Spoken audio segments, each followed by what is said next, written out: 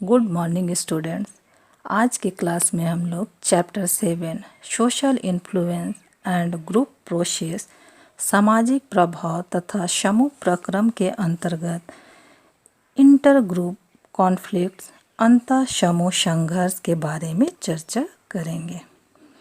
Conflict का अर्थ होता है टकराव, झगड़ा, लड़ाई, युद्ध, संघर्ष, विरोध, प्रतिद्वंद, मेल न खाना, प्रतिकूल होना आदि।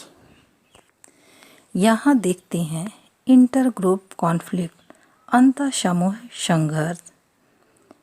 यह एक विघटनकारी सामाजिक प्रक्रिया है।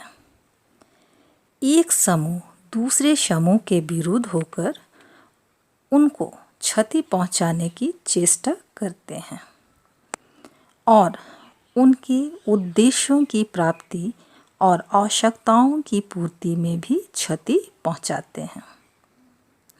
व्यक्ति और समूह के बीच द्वंद्व तब होता है जब व्यक्ति के उद्देश्य, लक्ष्य, आवश्यकता एवं मानक अलग अलग होते हैं। द्वंद्व दो समूहों के बीच भी हो सकता है। इसको ही अंतर सामूहिक द्वंद्व कहते हैं। जैसे दो विभिन्न जातीय, प्रजातीय, धार्मिक, आर्थिक, राजनीतिक आदि समूहों के लक्ष्यों में भिन्नता होती है, परंतु संघर्ष के लिए भिन्नता पर्याप्त नहीं है। इसके लिए अत्यधिक मतभेद, भेदभाव एवं सामाजिक दूरियों का होना आवश्यक है। अतः कह सकते हैं कि व्यक्ति और समूह में द्वंद्व या संघर्ष की स्थिति तब उत्पन्न होता है जब व्यक्ति की व्यक्तिगत आवश्यकताएं समूह की आवश्यकताओं, लक्ष्यों में भिन्नता होती है। इस तरह की स्थिति में समूह के भीतर संघर्ष होता है। लेकिन जब दो समूहों के बीच संघर्ष होता है तो उसे अंतर सामूहिक द्वंद्व कहते हैं। संघर्ष के अनेक स्वरूप होते हैं। पहला, यह दो व्यक्तियों के बीच में होता है। दूसरा, यह दो विभिन्न जातियों या प्रजातियों के बीच होता है। तीसरा, यह दो वर्गों के बीच, जैसे कि पूंजीवादी और श्रमिक वर्ग के बीच होता है। चौथा, यह संघर्ष दो विभिन्न राजनैतिक दलों के बीच या राष्ट्रीय और अंतर्राष्ट्रीय दलों के बीच होता है। पांचवा, यह दो विभिन्न धार्मिक संप्रदायों जैसे हिंदू, मुस्लिम, सिख, ईसाई के बीच होता है। छठवां, यह उद्योगों में एवं कारखानों में आए दिन मालिक और मजदूरों के बीच संघर्ष के चलते हड़ताल होता है। आज भी सरकार एवं कर्मचारियों के बीच भी संघर्ष होता है। संघर्ष की निम्नलिखित विशेषताएं हैं। यदि अंतर्राष्ट्रीय स्तर पर देखा जाए तो कभी कभी संघर्ष की मात्रा इतनी तीव्र हो जाती है कि यह हिंसा का रूप ले लेती है। पहला, संघर्ष एक चेतन प्रक्रिया है। प्रतिद्वंदी समूह को पता होता है कि उनके उद्देश्य, आवश्यकता एवं लक्ष्य दूसरे समूह से भिन्न है और समूह द्वारा उनको क्षति पहुंचाई जा सकती है। इसी कारण वे सतर्क एवं सचेत रहते हैं। दूसरा, यह कुछ समय तक चलती है और बाद में समाप्त हो जाती है। इसकी तीव्रता हमेशा एक समान नहीं होती है। अतः संघर्ष एक अस्थायी प्रक्रिया है। संघर्ष एक सार्वभौमिक प्रक्रिया है। यह किसी न किसी रूप में प्रत्येक समाज में पाई जाती है।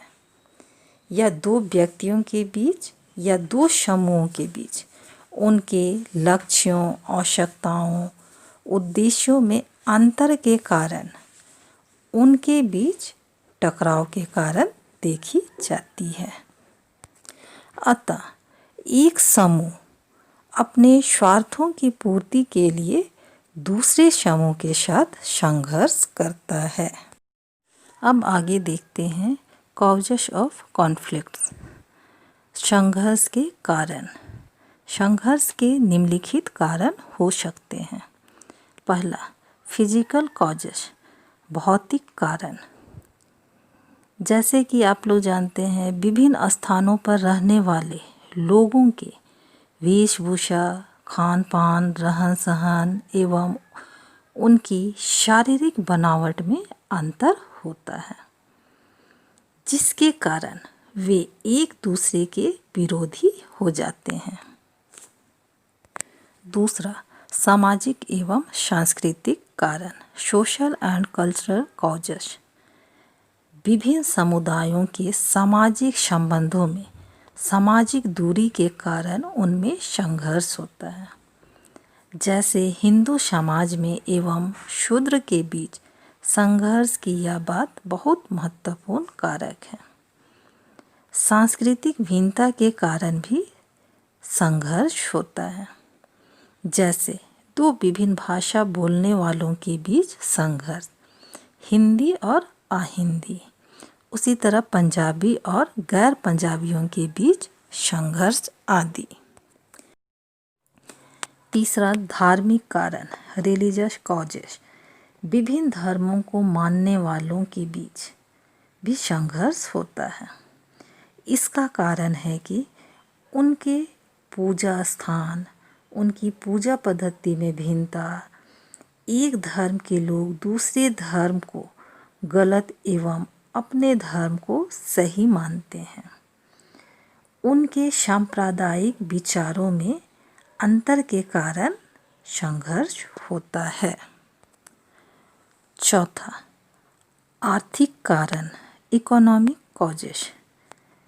विभिन्न आर्थिक स्थिति के समूहों में वेशभूषा, खान पान, रहन सहन, रीति रिवाज एवं सोचने विचारने के ढंग में काफ़ी अंतर होता है, जो उनके बीच तनाव का कारण होता है। कि भारतीय समाज में आर्थिक दृष्टिकोण से लोगों को मुख्यतः 3 वर्गों में बांटा गया है।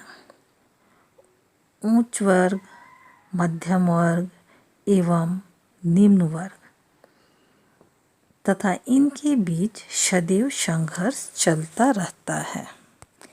पांचवा, मनोवैज्ञानिक कारण, साइकोलॉजिकल कॉजेस। सामूहिक तनाव के मूल में सबसे बड़ा मुख्य कारण मनोवैज्ञानिक हो सकता है। उनके तनाव के लिए भौतिक, सामाजिक एवं सांस्कृतिक, राजनीतिक अंतर का होना जरूरी नहीं है। उनके बीच मतभेद, भेदभाव, सामाजिक दूरियां, ईर्ष्या, द्वेष की भावना, पूर्वाग्रह, मनोवृत्ति एवं रूढ़िवादी विचार का होना आवश्यक है। अतः एक समूह के लोग अपने आत्मसम्मान में ठेस पहुंचने पर दूसरे समूह से घृणा करते हैं और उनको हानि पहुंचाने की कोशिश करते हैं। अतः विभिन्न परिस्थितियों में भिन्न भिन्न समूहों में तनाव बढ़ने के भिन्न भिन्न अथवा अनेक कारण हो सकते हैं।